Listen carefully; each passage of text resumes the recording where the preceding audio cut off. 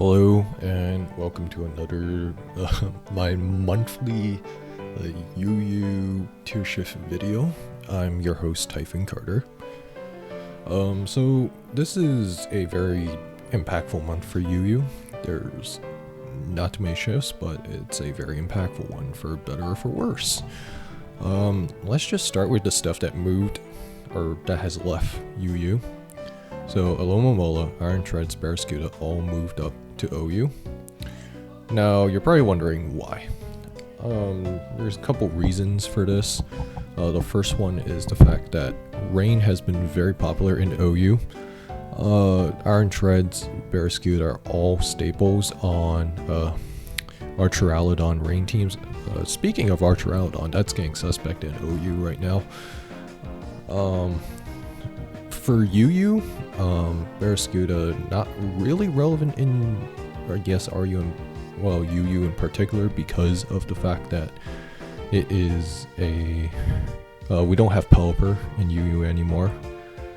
Speaking of that, I might make a video talking about Rain's history on SVUU sometime, whenever I'm bored, but that aside, Iron Tread's very common on OU Rain teams because it was a spinner there. And so you'd have these like double, maybe even triple steel teams for Rain. Alomomola is like, Wish Passer. It's kind of bounced. It's kind of like bouncing between UU and OU ever since it got a flip turn.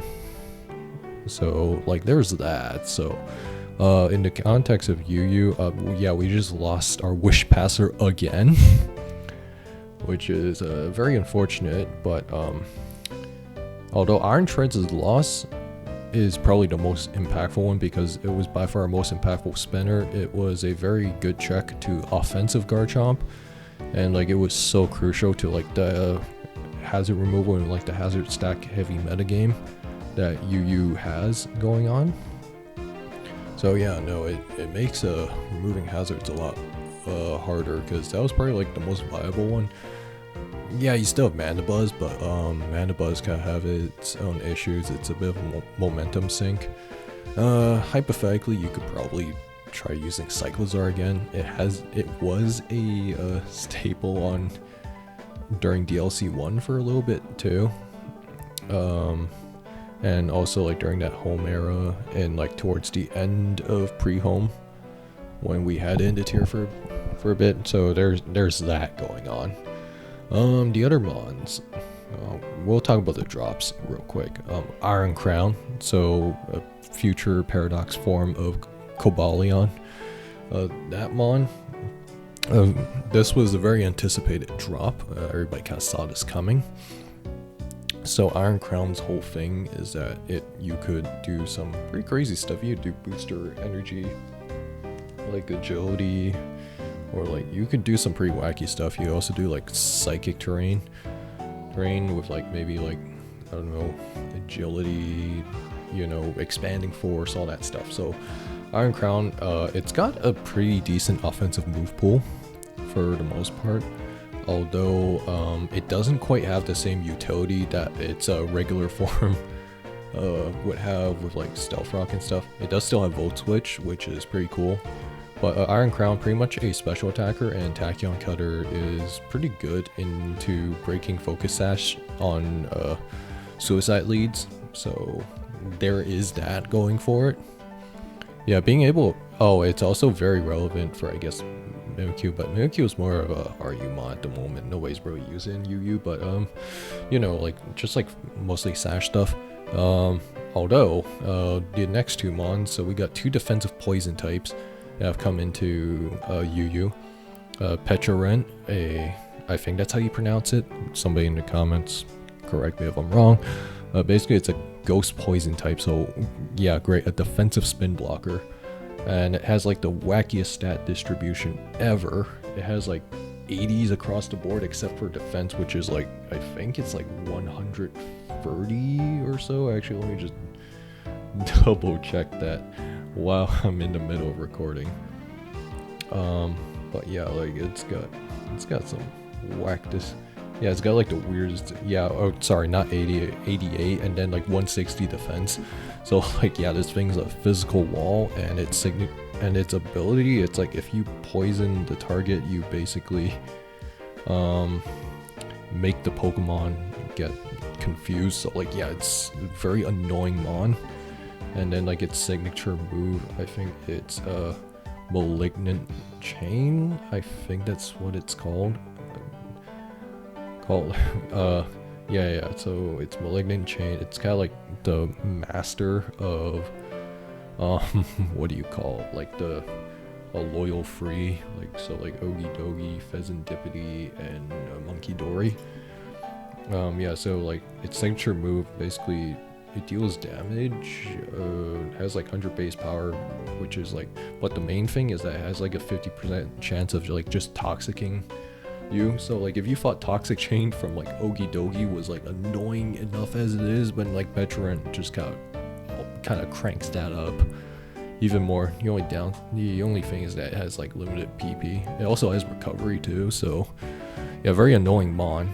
Toxapex, everybody had been memeing about Toxapex potentially dropping down to UU for like since the start of SV, like when it got its move pool, but yeah, it took until DLC 2 for that to be a reality, and here we are with Toxapex, regen mon. If you've played Gen 7 or Gen 8 OU, or even like Gen 9 OU, like yeah, so the idea is that you would it has like a bunch of utility moves like Haze, Toxic Spikes, that kind of stuff. And then like people even tried like Assault Vest Toxapex for a little bit, like where you would basically just run offensive moves, make it not be too passive.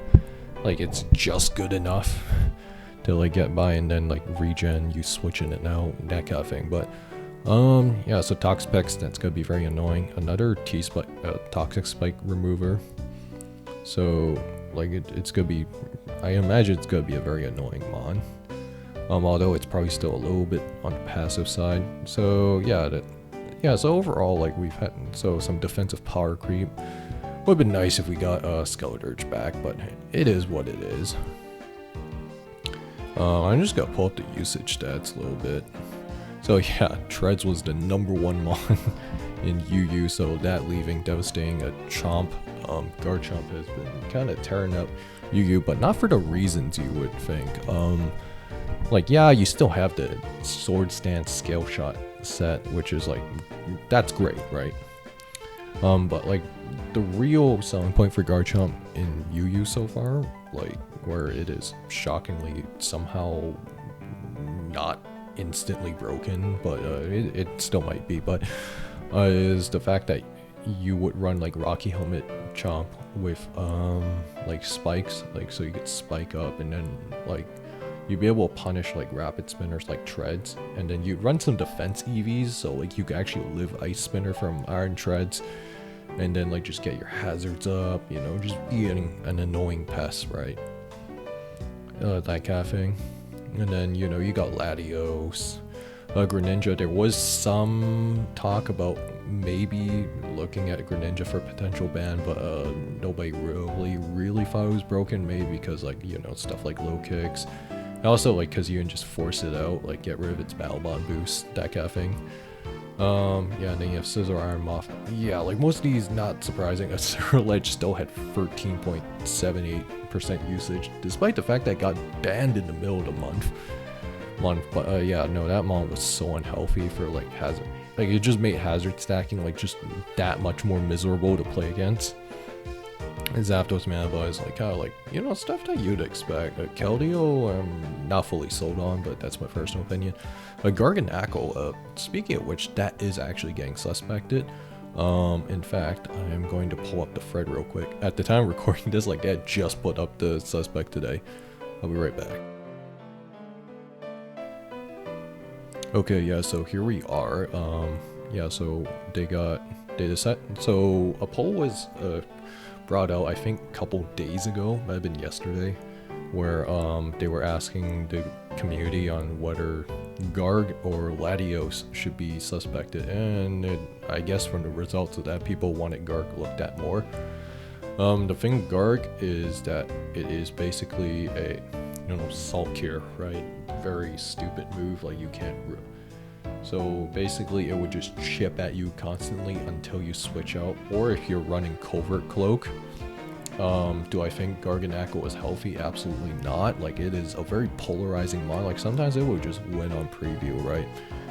Right, like if you have the right Terra and like the right set, like if you're Iron Defense or with a Bypress Salt Cure or a Curse, that kind of thing. Like, if you don't have a Sinistcha or a Reuniclus, specifically Covert Cloak Sinistcha, like if you're not running a Covert Cloak mod, then or like say Reuni, which is a very good check to guard, by the way, then you are just in for you're just getting, this thing's just gonna annoy you constantly. And then like it's so good into stuff like Metagross. Oh yeah, like yeah, Metagross with like Heavy Slam, very relevant mod, by the way, but that's not the point.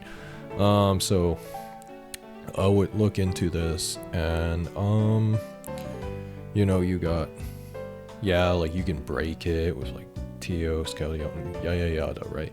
But even stuff like Keldeo, like doesn't rate, like if you say you Terra Water and then you just Salt Cure to Keldeo's like eating like 25% chip, like just off of that alone, and that doesn't even include like the base damage from Salt Cure, which isn't a lot, but it does add up.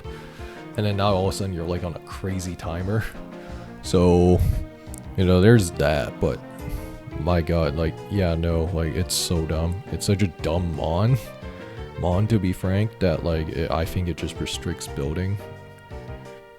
So there's that, and yeah, I don't know why my Steam's showing up, but yeah, so there's that. I'm gonna try and get requirements, but I got requirements for a Ceruledge test. It wasn't that bad, but yeah, so I guess if you guys want to vote,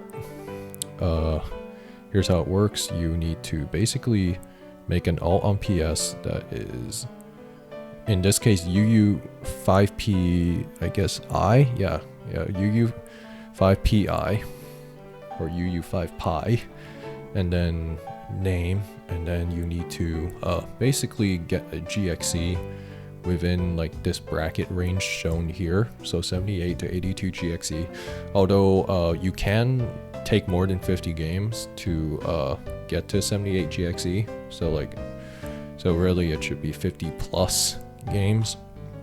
And yeah, it's a pretty straightforward, and I guess like go vote if you guys like want to like make a difference.